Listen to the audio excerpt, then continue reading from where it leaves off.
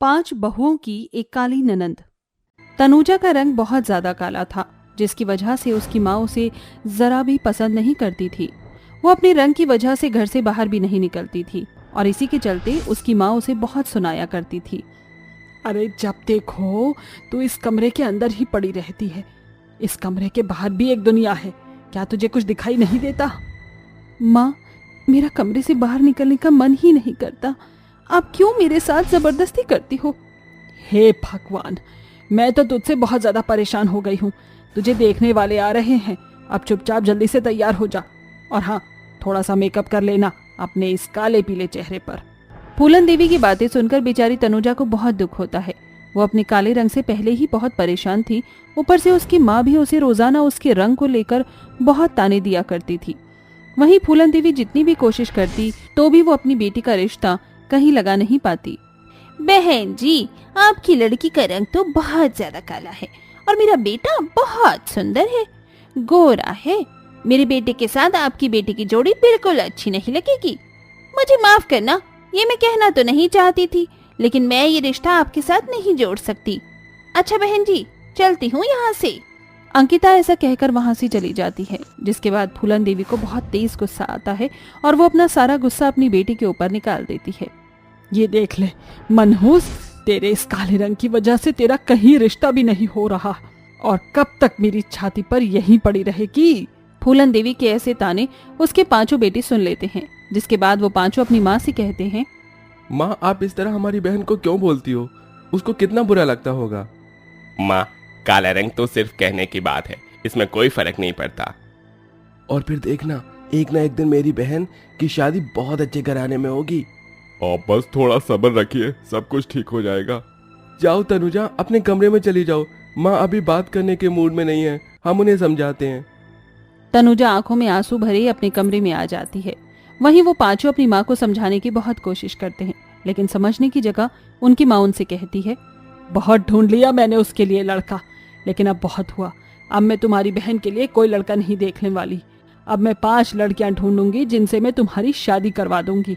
कम से कम तुम्हारी शादी हो जाए।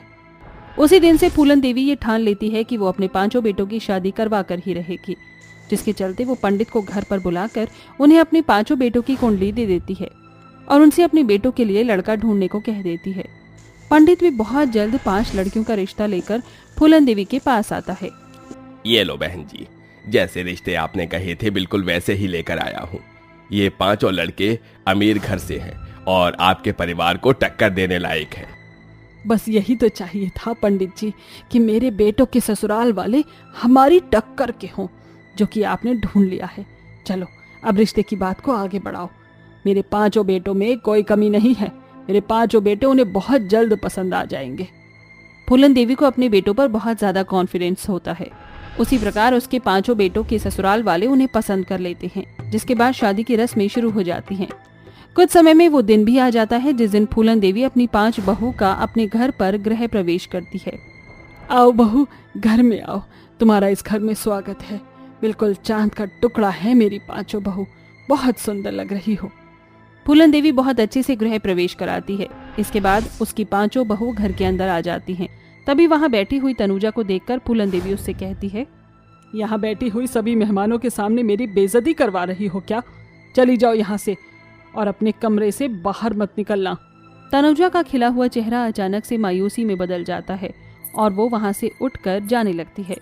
ये देख फूलन देवी की 5 बहू को बहुत अजीब लगता है। सभी रस्में खत्म होने के बाद फूलन देवी की 5 बहू अपनी ननन से मिलने उसके कमरे में जाती हैं। ननन जी, आप यहाँ बैठी हो? आप तो हमसे मिली ही नहीं। वैसे आप शादी में भी नहीं आई थी, कोई बात हो गई है क्या? अरे नहीं, बस घर को देखने के लिए भी तो कोई होना चाहिए, है ना? इसीलिए मैं शादी में नहीं आ पाई। आपको झूठ बोलने की जरूरत नहीं है। हम 5 जानते हैं कि आप माँ जी की वजह से नहीं आई होगी। मैं तो यही कहूँगी कि मेरी नज़र में तो आप बहुत खूबसूरत हो और आपकी सादगी को अगर कोई पहचान ही न पाए तो फिर उसका फायदा ही क्या? आप अपनी सादगी के साथ बहुत अच्छी लगती हो। रहने दो भाभी, झूठी तारीफ मत करो। मुझे तो आदत है सबके ताने और हकीकत सुनने की। अच्छा ऐसी बात है, पर अब हम 5 आ गए हैं ना, अब आपको कोई ताने नहीं देगा, ये हमारा आपसे वादा है। तनुजा की 5 भाभी बहुत अच्छी थी। वो पांचों ही दिल की बहुत साफ थी और वो तनुजा के साथ बहुत अच्छे से रहा करती थी। वहीं वो ये देखती है कि तनुजा का ना तो कोई दोस्त होता है और ना ही वो बंठन कर रहती है, जिसके लिए एक दिन उसकी भाभी उसे कहती है, ननद जी ये क्या, आप हमेशा ही ये सारे कपड़े पहन कर रहती हो, सिंपल सूट सलवार। अरे आजकल कितना मॉडर्न जमाना हो गया है, आपको तो और अच्छे अच्छे डिजाइन के कपड़े पहनने चाहिए, चेहरे पर थोड़ा मेकअप करना चाहिए जिससे लोग आपकी तरफ आकर्षित हों। आपका कोई दोस्त नहीं है क्या, आप बाहर घूमने नहीं जाती हो? मैं बाहर नहीं निकलती, बाहर जाने पर लोग मुझे काले रंग की चुड़ैल कहकर चिढ़ाते हैं, मुझे अच्छा नहीं लगता। ये सुनकर उसकी पांचों भाभी को बहुत अफसोस होता है, जिसके बाद उसकी पांचों भाभी उसके लिए शॉपिंग करने के लिए निकलती हैं और सारा दिन शॉपिंग करने के बाद वो अच्छे से अच्छे कपड़े लाकर अपनी ननंद तनुजा को देती हैं। ये देखो ननंद जी, मैं आपके लिए कितनी प्यारी ड्रेस लेकर आई हूँ। हमने आज आपके लिए बहुत सारी शॉपिंग की है, ये सब आपके लिए, और ये मेकअप का सामान है। आओ हम आपको बताते हैं किस तरह मेकअप किया जाता है। तनुजा की पांचों भाभी उसे एक प्यारी सी ड्रेस पहनाकर उसके चेहरे पर मेकअप लगाती हैं, जिसके बाद तनुजा बहुत प्यारी लगती है। वो अपने आप को शीशे में देखकर कहती है, मुझे तो पता ही नहीं था कि मैं इतनी प्यारी भी लगती हूँ।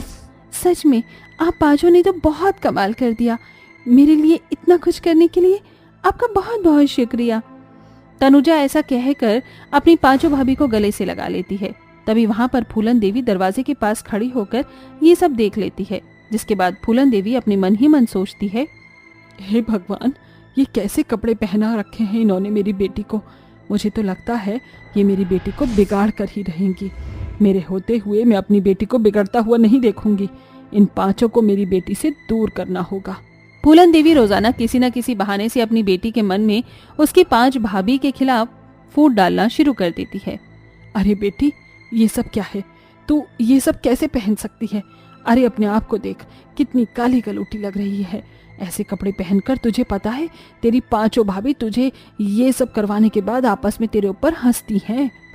फूलन देवी तनुजा को बार बार उसकी पांचों भाभी के खिलाफ उल्टा सीधा बोलती रहती है, जिसके चलते तनुजा को गुस्सा आता है और वो अपनी माँ से कहती है, चुप करो माँ, अगर आपने एक शब्द और कहा तो मुझसे बुरा कोई नहीं होगा। अरे जब से भाभी इस घर में आई है कम से कम मैं बाहर निकलने लगी हूँ, लोगों से बात करना शुरू कर दिया है, अब तो मेरे फेसबुक पर दोस्त भी बन गए हैं, लेकिन आपके रहते तो ऐसा कभी हुआ ही नहीं। ऊपर से आप मुझे मेरे रंग रूप को लेकर ताने भी देती रहती हो। कम से कम मेरी पांचों भाभी ने मिलकर मेरी जिंदगी के जीने के तरीके को बदला तो सही। तभी वहां तनुजा की पांच भाभी आ जाती हैं और अपनी सास से वो सब कहती हैं, माँ जी, आपको हमारी ननंद की शादी की बहुत चिंता है, हम समझते हैं, लेकिन आप ये चिंता मत करो, हम अपनी ननंद के लिए अच्छे से अच्छे घर का रिश्ता ढूंढेंगे और उसकी शादी करेंगे, ये हमारा आपसे वादा है। इधर वो पांचों वादा करती हैं, वहीं दूसरी तरफ उन पांचों का कजन भाई उनसे मिलने घर चला आता है। मेरी प्यारी बहनों, कितने समय बाद तुम्हें देख रहा हूँ, तुमसे मिलकर बहुत अच्छा लगा। और ये गॉर्जियस लेडी कौन है? वैभव वहां तनुजा की बात कर रहा होता है। वैभव को तनुजा बहुत पसंद आती है और वैभव से अच्छा लड़का तनुजा के लिए कोई हो भी नहीं सकता था। वो पढ़ा लिखा और सुलझा हुआ इंसान था, जिसके चलते तनुजा की पांचों भाभी वैभव से उसकी शादी कर देती हैं, जिसके बाद तनुजा खुशी खुशी रहने लगती है। इस कहानी से हमें ये सीख मिलती है कि हमें कभी रंग रूप से किसी को बुरा भला नहीं कहना चाहिए। हर इंसान अपने हृदय से खूबसूरत होता है, न कि दिखावे से। सैकड़ों लोगों से भरी अदालत में आज फैसला सुनाया जाना था। रसिका आंखों में आंसू लिए हुए कटघरे में खड़ी है, उसका चेहरा शर्म से भरा हुआ है। वो अपने सामने काला कोट पहने हुए खड़ी वकील से बार बार एक ही बात कर रही है, निवेदिता, मैं तुम्हारे आगे हाथ जोड़कर भीख मांगती हूँ, इस भरी अदालत में मेरी इज्जत का तमाशा मत बनाओ, आखिर मैं तुम्हारी भाभी हूँ। माफ करना मिसेस रसिका, मगर इस अदालत में मैं सिर्फ एक वकील हूँ जिसका काम है गुनहगार को सजा दिलवाना, और तुम्हारी किए की सजा मैं तुम्हें दिलवा के रहूंगी। ये कहते हुए निवेदिता की आंखें नम हो जाती हैं। आखिर क्यों नंद होते हुए भी निवेदिता अपनी ही भाभी के खिलाफ खड़ी है? आखिर रसिका ने बीती जिंदगी में ऐसा भी क्या किया है जो उसकी खुद की नंद उसे मुजरिम मान रही है? आइए देखते हैं। सच में दही और बूंदी के रायते के साथ गर्मा गर्म आलू के पराठे खाकर मजा आ गया। रसिक, जरा एक और पराठा देना। सिर्फ एक ही पराठा क्यों आनंद, ये लो 2 खाओ। मगर 2 में भी क्या होगा, ये लो सारे खा जाओ और ढोल जैसे फैलते जाओ। रसिका आलू के पराठे अपने पति आनंद की प्लेट में डाल देती है। तभी सास कौशल्या कहती है, रसिका बहू, कम से कम बेचारे मेरे बेटे को ठीक से खा तो लेने दिया कर, जब देखो टोकती रहती है। ओफो माँ, आप भी भाभी की फीलिंग समझो। रसिका भाभी चाहती हैं कि आनंद भैया खुद को मेंटेन रखें। अब भाभी इतनी सुंदर हैं, भैया को थोड़ा तो सोचना चाहिए। इस घर में एक तुम ही हो निवेदिता, जो मुझे समझती हो, मगर अब वो कुछ ही दिन तुम्हारी भी शादी हो जाएगी। ऐसा कहते हुए रसिका भावुक हो जाती है। रसिका और आनंद की शादी को 5 साल हो चुके थे, मगर अब दोनों के रिश्ते कुछ ठीक नहीं चल रहे। इसकी वजह है आनंद का रसिका को वक्त नहीं देना और खुद को मेंटेन न रखना। रसिका की ननद निवेदिता की LLB की पढ़ाई पूरी हो चुकी है और उसकी शादी भी पक्की हो चुकी है। देखते ही देखते उसकी शादी का दिन आ जाता है। रसिका बहू, जल्दी से निवेदिता को मंडप में ले आ, फेरों का समय हो चुका है। जी बस अभी लाई सासू माँ। रसिका अपनी ननद को मंडप में ले आती है, जहाँ वो दूल्हा बने बैठे अनुराग को देखती रह जाती है। ये अनुराग इतना सुंदर कैसे हो गया? जब 3 महीने पहले सगाई हुई थी तब तो एकदम सूखी पापड़ के जैसे था, और अब तो जॉन जैसी बॉडी शॉडी बना ली है। और एक मेरा नाशपति है, 6 पैक्स की जगह ढोल जैसा पेट निकला हुआ है। कहाँ फंस गई मैं? अपनी शादी से नाखुश रसिका के मन में अनुराग के लिए तरह तरह के ख्याल आने लगते हैं। थोड़ी देर में निवेदिता और अनुराग की शादी हो जाती है। तभी रसिका अनुराग के जूते छिपा देती है। मेरे जूते कहाँ हैं? यहीं तो रखे थे। अरे दामाद जी, आपके जूते यहीं कहीं होंगे, कौन ले जाएगा? नहीं ससुर जी, होते तो यहीं होते ना। आपके जूते यहाँ हैं अनुराग जी। भाभी, अनुराग के जूते आपने चुराए हैं, मगर ये रस्म तो साली के लिए होती है। जानती हूँ ननद जी, मगर तुम भी तो मेरी बहन जैसी हो, तो बताओ, हुई ना इस नाते अनुराग जी की मैं साली और आधी घरवाली भी। रसिका बड़ी ही चालाकी से अपनी चिकनी चुपड़ी बातों में अपनी भोली ननद को फंसा लेती है। लाइए अनुराग जी, नेग निकालिए। क्यों नहीं भाभी जी, मेरा सब कुछ तो आपका ही है। अनुराग का ऐसा कहना रसिका के बहकावे को और ज्यादा बढ़ावा दे देता है। इसके बाद निवेदिता की विदाई हो जाती है। मगर एक तरफ जहां अनुराग रसिका के बारे में, तो वहीं रसिका भी अनुराग के बारे में रात भर सोचती है। अगले दिन कहाँ जाने की तैयारी हो रही है वकील साहिबा? अनुराग, मुझे पगफेरों के लिए मायके जाना है, आप मुझे छोड़ देंगे? ये अच्छा मौका है, इस बहाने मैं रसिका से मिल लूंगा। अनुराग, कहाँ खो गए? कहीं भी तो नहीं। निवेदिता, जल्दी से रेडी हो जाओ, फिर हम चलेंगे। थोड़ी ही देर में निवेदिता अपने पति के साथ अपनी भाभी के घर आती है। तभी रसिका चाय लाती है और जानबूझकर अनुराग के ऊपर गिरा देती है। माफ कर दीजिएगा Anurag ji, I am sorry, सारी चाय आपके ऊपर गिर गई। चलिए, मैं आपकी शर्ट साफ कर देती हूँ। रसिका अनुराग को बाथरूम में ले आती है और शर्ट साफ करने के बहाने उसके बेहद करीब आ जाती है। वैसे अनुराग, तुमसे शादी करके मेरी ननद की जिंदगी तो संवर गई।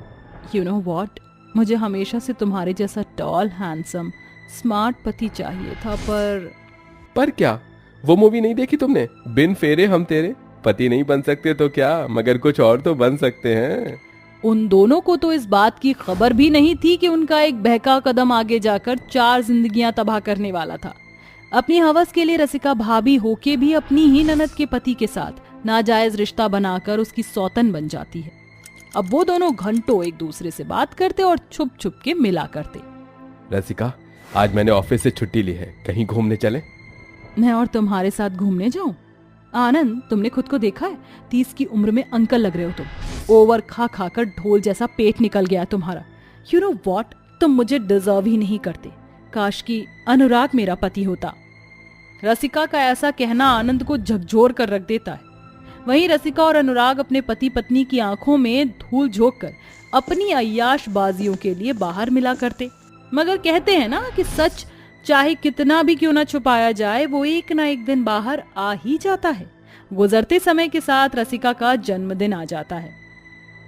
अनुराग, कल रसिका भाभी का बर्थडे है। मैंने उनके लिए गिफ्ट में ये साड़ी ली है, उन्हें पसंद आएगी ना? हाँ निवेदिता, जरूर पसंद आएगा। अगले दिन निवेदिता अपने पति अनुराग के साथ एक बार फिर अपनी भाभी के घर आती है। जन्मदिन की बहुत सारी बधाई हो भाभी, ये लीजिए आपका गिफ्ट। मुझे तुमसे ये गिफ्ट नहीं चाहिए ननद जी। तो फिर आपको क्या चाहिए भाभी, बताइए ना। सोच लो वकील साहिबा, तुम दे नहीं पाओगी। ऐसा भी क्या है भाभी? मुझे ना अनुराग जी बहुत पसंद आ गए हैं। अपना पति अपनी भाभी को दोगी? अपनी भाभी की इस बात पर निवेदिता एकदम खामोश हो जाती है। तभी रसिका हिचकिचाती हुई कहती है, अरे मेरी प्यारी ननद, तुम तो ऐसे सीरियस हो गई जैसे मैंने कह दिया तो तुम्हारी मैं सौतन ही बन गई। मैं तो बस मजाक कर रही थी। रसिका ये बात कहकर टाल देती है और पार्टी खत्म होने के बाद सभी सो जाते हैं।